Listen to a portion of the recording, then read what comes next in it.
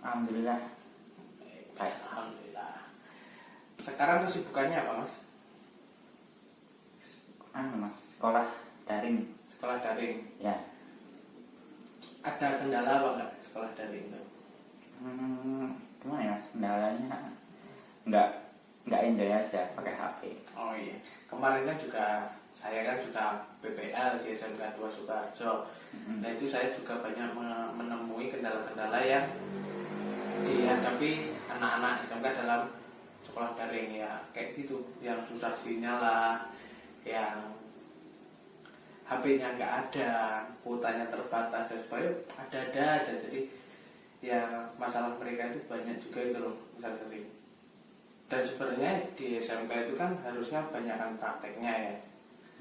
Karena mereka daring, ya mau nggak mau kan juga kesusahan dalam pembelajaran toh. Jadi begitu. Untuk Mas Adib sendiri, konseling, apakah sudah mengetahui apa itu konseling sebelumnya? Kalau saya tahunya konseling itu kayak curhat. Kayak curhat? Iya. Ya benar juga, cuma Bapak luruskan lagi, konseling itu kayak proses pemberian bantuan dari orang yang profesional kepada orang yang membutuhkan bantuan, seperti itu.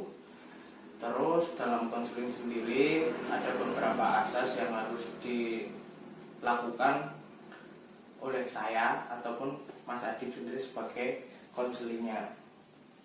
Jadi asas itu ada asas kerahasiaan, ada asas keterbukaan, dan asas kesukarelaan. Asas keterbukaan sendiri, Mas Adib sebagai konseling itu harus terbuka kepada konselornya. Apa yang masalah yang sedang Mas Adib hadapi itu harus diomongin agar kita bisa menemukan titik terang bersama-sama gitu loh. Terus asas kerahasiaan, apapun yang Mas Adib ceritakan, saya dan Mas Adib bakal memegang janji agar tidak disebarkan oleh orang lain, agar orang lain tidak mengetahui. Terus asas kesukarelaan, agar Mas Adib ini mengikuti konseling ini tidak dengan terpaksa untuk mengikutnya, jadi sukarela. Jadi begitu ya Mas Adib. Apakah sudah mengerti tentang asas-asas konseling? Lumayan, Mas. Oke, siap. Terus kemarin dari hasil asesmen yang saya lakukan kan kemarin itu mengenai trauma bullying ya. Nah, dari hasil asesmen, dari data yang Mas Adib isi, dari item-item asesmen yang Mas Adib isi, itu kan saya analisis yang mengidentifikasi bahwa Mas Adib itu pernah mengalami bullying di sekolahan.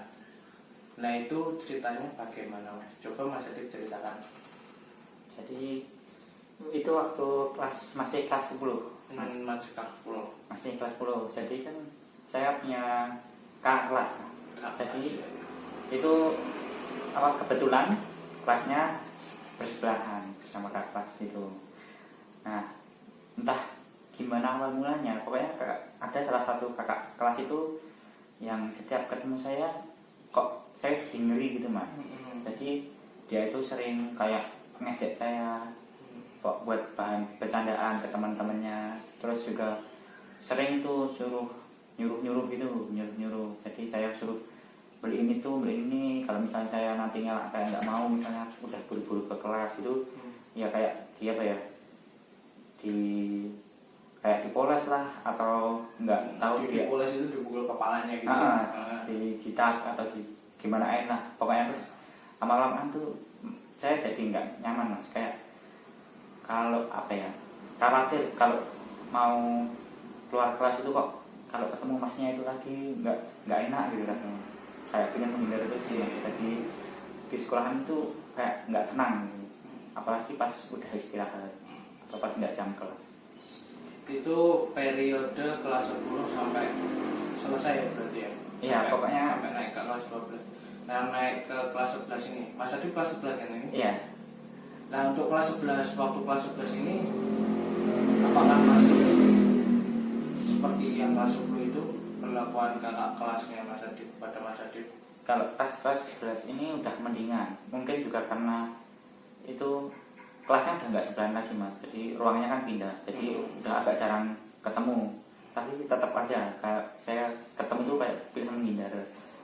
Jadi walaupun udah tidak bersebelahan kelasnya, tapi kan masih satu lingkungan kelas, masih lingkungan satu sekolah ya. Kalau kita ketemu itu kan masih takut gitu ya, karena dulunya pernah Kayak ya wedi lah Mas.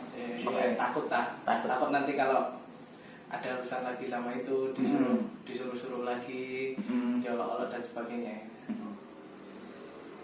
Apakah Mas Adit menanggapi hal tersebut itu udah bilang ke guru BK atau curhat ke teman-teman? Kalau bilang ke guru belum terus terang sih Mas, cuman belum lah, masih nggak enak aja. Kan soalnya kalau ke guru kan nanti gurunya takutnya malah manggil kakak kelas itu kan, terus ntar malah bikin takut lagi, malah kayak dendam gitu. Iya, baik. Berarti masalahnya itu karena Mas Adit mendapat perlakuan ya bisa dibilang seperti itu, bullying yang dilakukan oleh kakak kelasnya Mas Adit. Dan membuat Mas Adit itu jadi takut di sekolah. Iya. Jadi masalah intinya itu ya, Mas Adit itu mendapat perlakuan yang tidak enak lah dari kakak tingkat, sehingga Mas Adit itu kayak takut kalau ketemu kakak kelas itu, mungkin takut juga masuk kelas. Pernah nggak Mas Adit merasa mau masuk sekolah itu pikir-pikir karena nanti di sekolah takut diperlakukan kayak gitu lagi sama katingnya dan sebagainya? Kadang-kadang pernah. Kadang-kadang. Saya pernah nggak Mas Adit melakukannya? Waktu tidak masuk sekolah benar cuma gara-gara itu? Enggak ya, belum sih Mas, kayak Belum pernah. belum, tapi emang ya kayak takut aja mau ke sekolah. Was-was gitu lah. Was-was. Di sekolah itu Tapi kepikiran terus gitu ya. Iya. Untuk masalah seperti itu, apakah Mas Adit di luar sekolah juga ngerasain seperti itu, selalu was-was atau cuma di sekolah aja? Kalau di luar enggak begitu Mas, tapi kalau di lingkungan kelas ada. Pasti ada rasa was-was itu ya, takut ketemu masa dan sebagainya. Iya. Betul. Oke. Ya, konseling ini nanti kita berdua akan membicarakan tentang apa solusi untuk masalahnya Mas Adit tadi, yaitu kayak bisa dibilang trauma ya Mas, kayak gitu. Ya, bisa. Trauma pada kakak tingkat yang pernah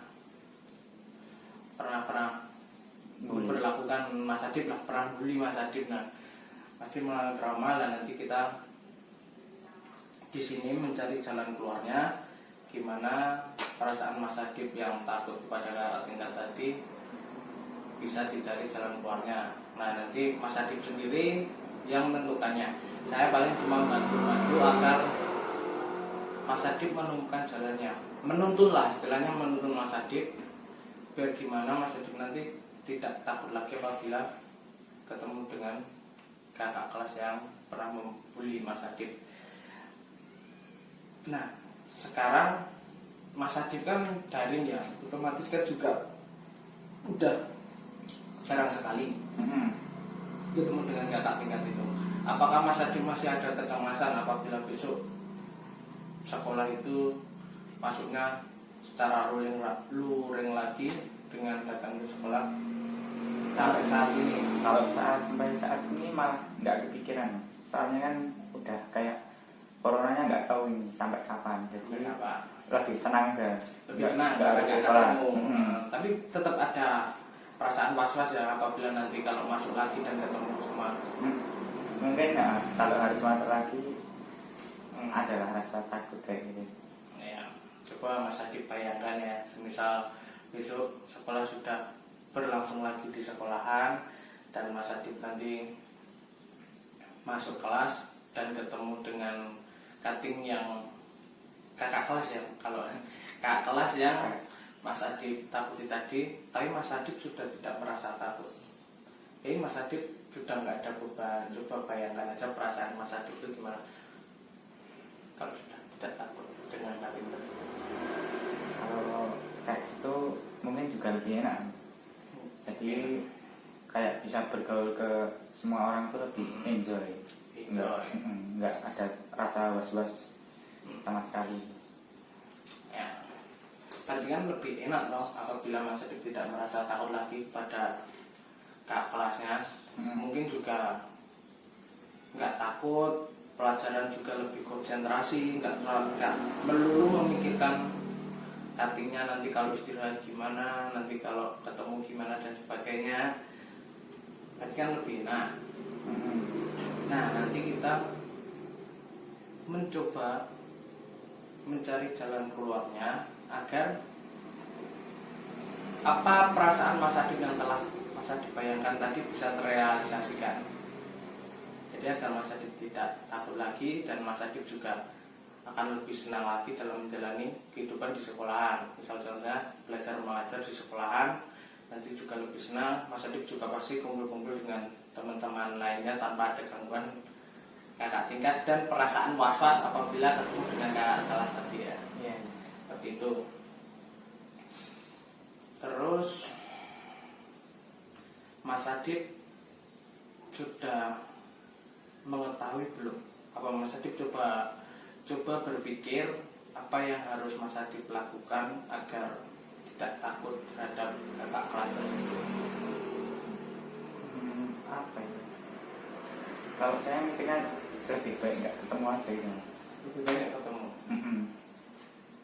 Kalau itu kan lebih baik nggak ketemu kan, ya benar sih. Cuma kan kalau di sekolahan mau nggak mau kan tetap satu lingkungan, kan harus ketemu. Mungkin yang harus berubah itu mindsetnya Mas Adib.